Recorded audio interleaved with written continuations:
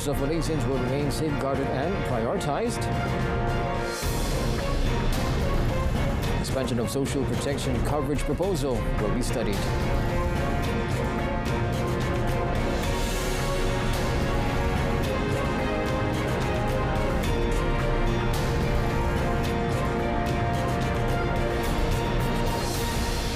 Good evening and Salam Malaysia Madani. You're watching Malaysia Tonight. I'm Otto Othman. The Sultan of Johor, Sultan Ibrahim Almarhum Sultan Iskandar today stated that his priority as Malaysia's next head of state will be safeguarding the interests of 33 million people of Malaysia and not just the 222 elected representatives. Sultan Ibrahim said his election as the 17th Yang di-Pertuan Agong is not a promotion, but an additional responsibility that requires sacrifices of time and energy. Sultan Ibrahim also felt that Malaysia today has been infected with a virus of division. At his 65th birthday celebration ceremony at Istana Besar, Johor Bahru, today, Sultan Ibrahim said this virus stems from political leaders willing to quarrel, insult, spread slander, and divide the unity of the people in pursuit of power and position for personal gain. As such, His Majesty also called on all leaders to be tolerant and respect each other to enhance the prosperity and well-being of the people. The Conference of Rulers at its special 263rd meeting on 27 October elected Sultan Ibrahim as the 17th Yang di-Pertuan Agong for a 5-year term effective 31st January. Sultan Ibrahim will replace Al-Sultan Abdullah Riayatuddin Al-Mustafa bin Shah, whose reign will end on 30th January next year. The government has agreed to study the proposal for a phased expansion of the social protection coverage to the working age population of Malaysia reaching 18 years old to ensure old age income security from 2024 onwards. Prime Minister Datuk Seri Anwar Ibrahim said this decision was made during the 6th meeting of the Malaysian Social Protection Council, MySPC, which he chaired today. In a statement, he said the Employees Provident Fund EPF through the Ministry of Finance Malaysia MOF has brought forth the proposal for cabinet approval. Datuk Seri Anwar said through the meeting, the government also discussed a more inclusive and comprehensive social protection coverage for the people, especially vulnerable groups and those in the informal sector. Through MySPC, Datuk Seri Anwar said the government aims to strengthen and expand the country's social protection network, and it should be translated into action plans that can be seen, felt and enjoyed by eligible citizens. The Prime Minister also added that sustainable social protection ensures that every citizen can maintain a decent standard of living when they face any risks throughout their lives. The Standard Operating Procedure, or SOP, for non-radioactive rare earth element, or NRREE, mining that is developed to regulate mineral mining activities is able to address the impact on the environment and ecosystem. Natural Resources and Environment and Climate Change Minister Nik Nazmi Nik Ahmad told the Dewan Rakyat today that the SOP was also developed to ensure that the NRREE mineral mining activities are carried out in a responsible and sustainable manner. According to Nik Nazmi, the SOPs include the determination of NRREE mining from ion adsorption clay to produce a rare earth carbonate that does not involve the production of radioactive materials, and the use of in situ leaching mining methods that do not involve the opening of large areas that are typically associated with open cast mining. Penetapan kaedah pemantauan yang teratur dan berkala termasuk pembinaan telaga pemantauan bagi mengesan sebarang pencemaran kepada sumber air bawah tanah. Keempat, keperluan untuk penyediaan kajian kesan kepada alam sekeliling ataupun EIA sebelum kelulusan bagi menjalankan aktiviti perlumbungan boleh diberikan. The kill switch will be applied during the Coldplay Concert taking place tonight at the Bukit Jalil National Stadium. Communications and Digital Minister Fahmi Fadil said the matter had been discussed between the Central Agency for Application for Filming and Performance by Foreign Artists, or PUSPAL, with the concert's organizer. The kill switch function is made to stop the concert that breaks official guidelines so that the event cannot go on. The discussions between PUSPAL and the organisers have been quite positive, and the Prime Minister has also said the band, is very supportive of Palestine. So we are upbeat about the concert today. He said this when met by reporters in Kuala Lumpur today. Several parties had called for the concerts to be called off to respect the current situation in Gaza, Palestine, besides concerns that the indecent incident committed by the pop rock group known as the 1975 in July may reoccur. The Ministry of Women, Family and Community Development, KPWKM, plans to establish elderly care centres in government facilities next year, with caregiving services at a minimal rate. Minister Datuk Sri Nancy Shukri said the effort would ease the burden of government servants, especially women, who are juggling with work and taking care of elderly family members. She said the effort is a government initiative to bring back women who have quit their jobs due to caregiving responsibilities back into the workforce. Caregivers ni adalah mereka yang berhadapan dengan stres banyak.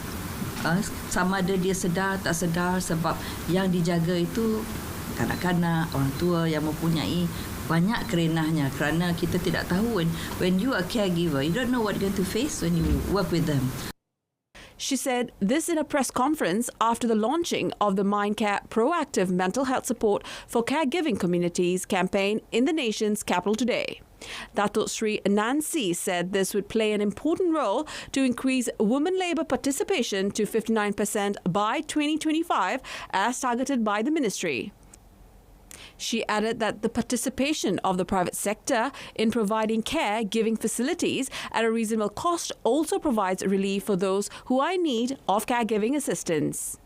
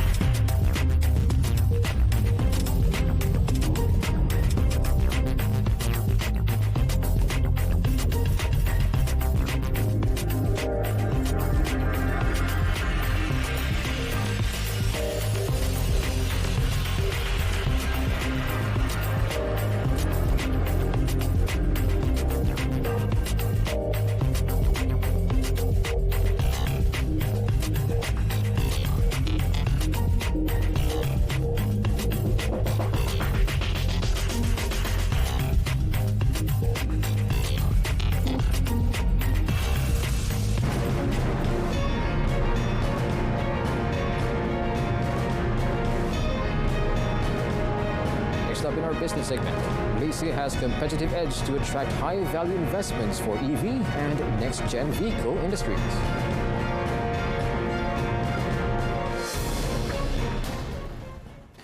Investment, Trade and Industry Minister Tengku Datuk Sri Zafrul Abdul Aziz said Malaysia has implemented 16 free trade agreements or FTAs and 62 bilateral investment guarantee agreements or IGAS to date. He said Malaysia is currently negotiating new FTAs which have been under negotiation since 2014.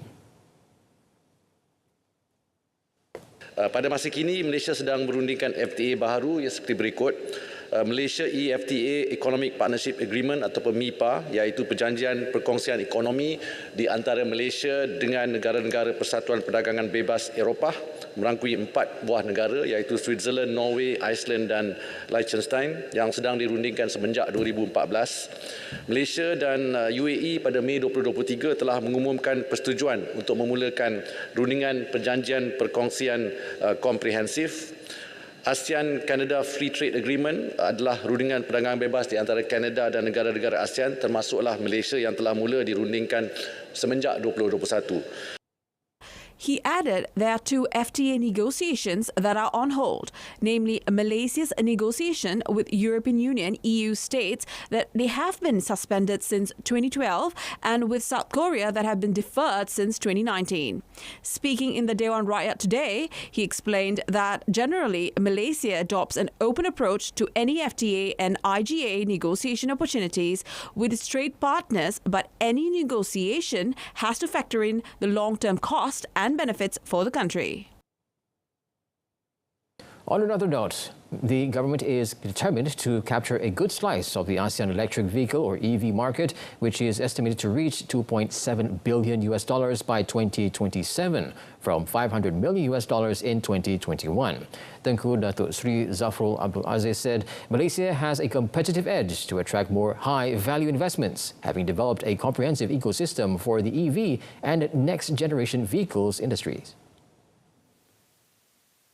Tengku Datuk Sri Zafrul said the government has a strong policy push, and over the past 50 years, Malaysia has developed a strong electrical and electronics E&E industry, mainly in the semiconductors that have firmly entrenched itself in the global supply chain.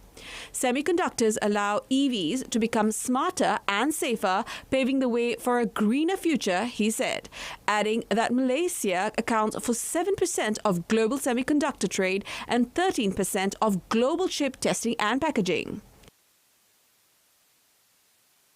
So in getting the fundamentals right for our next generation vehicle, especially the ecosystem, we are diligently building the necessary infrastructure to achieve our target. Our target EV and hybrid accounts about 20% of new car sales by 2030, 50% by 2040, and 80% by 2050. Tengku Datuk Sri Zafrul said this at the launch of E-Mobility Asia 2023 today. Under the unity government, the duty of rejuvenating the national economy lies not only with the Finance Ministry, but is shared among the relevant ministries and all ministers, which is unlike the practice of previous administration. During a question and answer session in the Dewan Rakyat today, Economy Minister Rafizi Ramli said under the current administration, the country had also for the first time in years achieved economic growth for 3 consecutive quarters, the lowest poverty rate and higher salary increase. Inflasi paling rendah.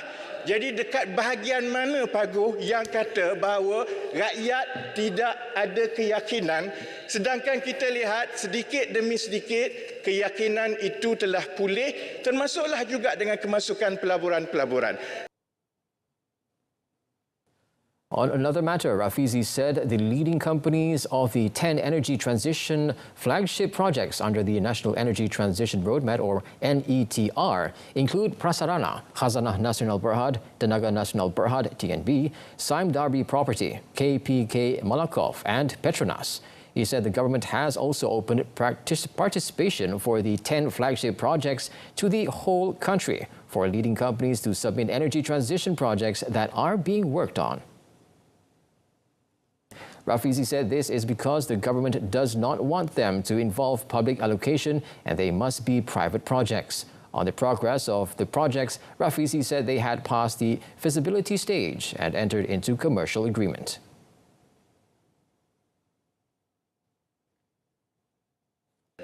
Kemajuan projek ini akan dipantau di peringkat MTN, Majlis Tenaga Negara, tetapi ini adalah projek-projek komersial yang diusahakan baik oleh Petronas, baik oleh Khazanah, Sime Darby dan sebagainya.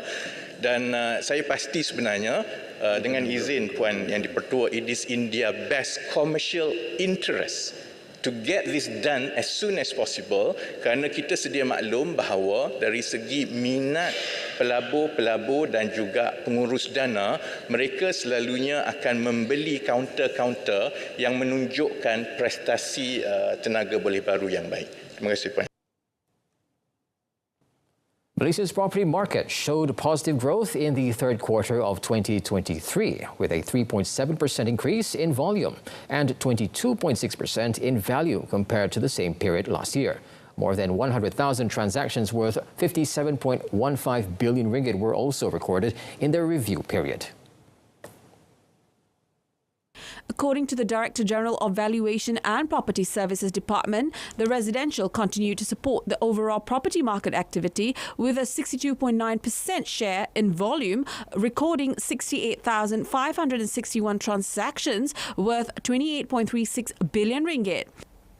By price range, residential property in the price range of 300,000 ringgit and below dominated the market activity, while the primary market saw more new launches in the third quarter. Sales performance for new launches recorded over 37.6%, higher than the 24.7% compared to previous quarter. Selangor recorded the highest number of new launches in the country at 2,491 units, which was about 36.2% of the total nationwide, with a better sales performance of 69.1%. Kuala Lumpur offered the second highest amount with a sales performance of 23.4%. Malayan Banking Berhad's Maybank net profit rose 12.3% to 2.36 billion ringgit in the third quarter, or 3Q ended 30th September this year, from 2.10 billion ringgit in the same period last year on the back of a jump in revenue. Southeast Asia's fourth largest bank by assets said in a filing with Bursa Malaysia today that revenue bounced to 16.01 billion ringgit from 13.02 billion ringgit previously. Separately, the group said in a media statement that its total assets grew from 945 billion ringgit as of December 2022 to 1 trillion ringgit as of September 2023. And for the first time, it has exceeded the 1 trillion mark. Its net operating income, however, decreased by 5.2% year-on-year to 6.75 billion ringgit, attributed to a decrease in net fund-based income of 4.81 billion ringgit compared to 5.29 billion ringgit a year earlier, as net interest margin compressed due to persisting funding competition. Group President and Chief Executive Officer Dato' Khairul Saleh Ramli, meanwhile, said that global challenges remain, but Maybank will continue to pursue opportunities for growth guided by its corporate strategy across all its customer and business segments within its ASEAN Corp operations, while maintaining its strong liquidity position, improving asset quality and preserving sound capital levels. AirAsia X Berhad, or AAX, shares climbed this morning after Bursa Malaysia Securities Berhad uplifted the airline's practice note 17 or PN17 status effective 9 a.m. today, following an appeal. At 11 a.m., its shares rose 15 sen to 2 ringgit 25 sen from yesterday's close of 2 ringgit 10 sen, with a total of 18.14 million shares traded. In a note, Maybank Investment Bank Berhad, or Maybank IB, said despite the disappointing third quarter of 2023 financial results due to higher than expected jet fuel prices, AirAsia X is expected to perform strongly in the fourth quarter, or 4Q, of 2023.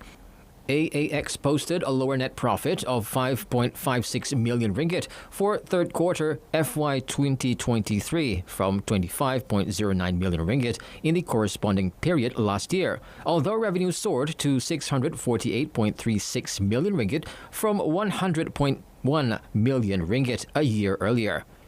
Going forward, Maybank IB said they expect fourth quarter for year 2023 to be strong, as fares traditionally peak in the fourth quarter, and at the same time, they also expect Thai AirAsia X, or TAAX, to contribute meaningfully from next year onwards. The bank also maintained its buy call on AAX with a lower 12-month target price of 3 ringgit and 40 sen. Bank Negara Malaysia's BNM international reserves amounted to 110.5 billion US dollars as of 15th November this year. The central bank said the reserves position is sufficient to finance 5.3 months of goods and services imports and is 1.0 times the total short-term external debt.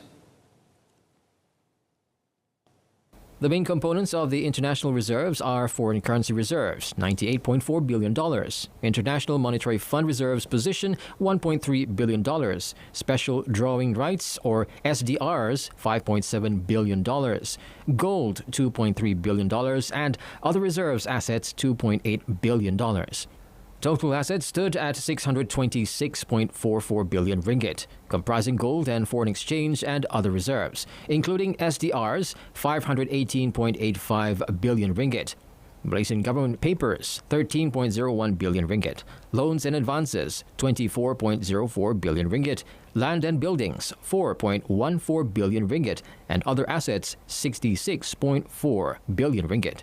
B&M said capital and liabilities comprised of paid-up capital 100 million ringgit, reserves 174.18 billion ringgit, currency in circulation 160.17 billion ringgit, deposits by financial institutions 175.39 billion ringgit, federal government deposits 12.03 billion ringgit, other deposits 38.15 billion ringgit, Bank Negara papers 32.29 billion ringgit, allocation of SDRs 29.85 billion ringgit, and other liabilities 4.27 billion ringgit. Substantial opportunities await businessmen in Malaysia and India, given the proactive and forward-looking budgets of both countries this year, coupled with India's commitment to a green growth strategy. Founder-chairman of the Consortium of Indian Industries in Malaysia, CIIM, Dato' Umang Sharma, urged entrepreneurs from Malaysia and India to explore business opportunities, particularly in renewable energy, including solar, green hydrogen, green ammonia, EV, and lithium batteries, among others. Dato' Umang highlighted that India is the third largest startup ecosystem globally, adding that as of October, India boasts 111 unicorns with a total valuation of $350 billion. He also highlighted the growing bilateral trade between India and Malaysia, reaching $20 billion last year, and noted that the Indian economy surpassed $4 trillion last week. The CIIM founder-chairman further noted that Petronas is currently making a significant investment of $1.6 billion in a green ammonia project in India, aiming to produce 1 million ton of green hydrogen and 5 million tons of green ammonia annually by 2030. Furthermore, Petronas has offered a substantial investment of $460 million in the green arm of the National Thermal Power Corporation in India. Singapore's economy grew by 1.1% in the third quarter of 2023, or 3Q 2023, faster than the 0.5% growth in the previous quarter. The Ministry of Trade and Industry, or MTI, in a statement today, said on a quarter-on-quarter, seasonally adjusted basis, the economy expanded by 1.4%, accelerating from a 0.1% expansion in 2Q, or 2023.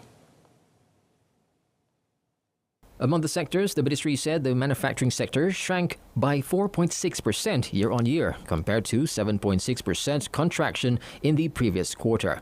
On the other hand, the ongoing recovery in air travel and inbound tourism is expected to support the growth of aviation and tourism-related sectors, such as air transport and accommodation.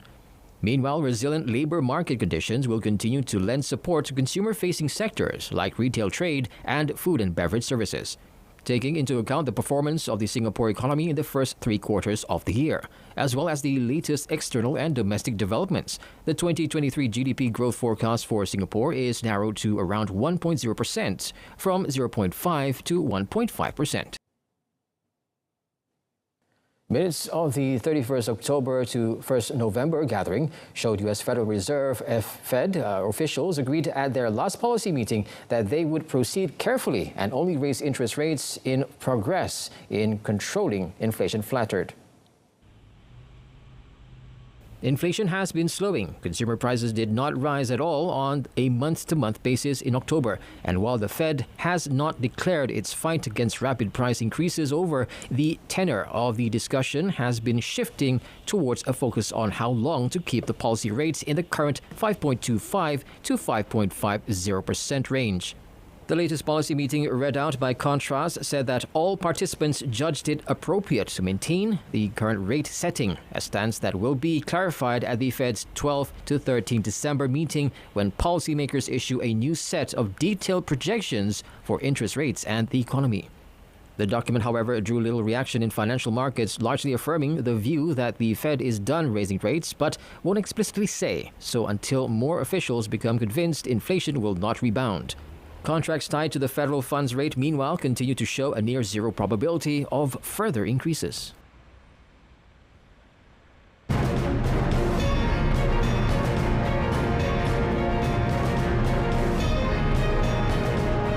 Court accepts former Pakistan Premier's plea for bail. That and more coming up in our foreign segment. More than 200 Rohingya refugees were huddled on the beaches of a remote Indonesian island today after weeks adrift on a wooden boat as authorities rejected locals' efforts to push the members of the persecuted Myanmar minority back to sea. The latest arrivals were part of more than 1,000 desperate and exhausted members of the group who landed on the shores of Aceh province in western Indonesia in the last week. The latest group of 219 refugees, which included 72 men, 91 women and 56 children, arrived in Sabang city in Aceh province, located on an island off the tip of northern Sumatra, but they were rejected by locals who threatened to put them back to sea. The UN Refugee Agency, or UNHCR, said local authorities then agreed to their relocation by ferry, later a temporary shelter in one of Aceh's biggest cities. More than 1 million from the ethnic group have fled Myanmar since the 1990s, most in the wake of the 2017 military crackdown that forced the bulk of them to settle in camps in Bangladesh. Indonesia is not a signatory to the UN Refugee Convention and says it is not compelled to take in refugees from Myanmar, complaining that neighboring countries have shut their doors. But rights groups said Jakarta should be doing more to help under other international conventions such as those that enshrine the safety of life at sea. Pakistan's Supreme Court accepted a bail application from detained former Prime Minister Imran Khan a day after another court declared illegal his trial on charges of leaking state secrets. The former cricket star is fighting various legal battles in the hope of securing release from jail and leading his party in a campaign for an 8 February general election, which his arch-rival, another former prime minister, is hoping to win. The 71-year-old was jailed on August 5th for 3 years jail for unlawfully selling state gifts during his tenure as prime minister from 2018 to 2022. His lawyer, Naeem Panjutha, through a post in X, said the Supreme Court had accepted the bid for bail and a decision will come in the next hearing after arguments from both sides. No date had been set for the hearing, he said, adding that the Supreme Court would seek input from the government on the application. Dutch voters headed to the polls today for a nail-biting election that will transform the country's political landscape after Prime Minister Mark Rutte's record 13 years in power. Opinion polls have fluctuated wildly in the run-up to Election Day, with 4 candidates, including one from the far right, seen as having a shot at taking the helm of the EU's 5th biggest economy. The stakes are high, punching above hits high with weight in the European Union and on the world stage. The Netherlands is a steadfast supporter of Ukraine and strict fiscal discipline in the Eurozone. And that wraps up this evening's Malaysia Tonight. In our top story, interest of Malaysians will remain safeguarded and prioritized. Do tune in to World Today coming up tomorrow at 12:30 p.m. on TV2. From the river to the sea, Palestine will be free. I'm Otto Othman. Thanks for watching.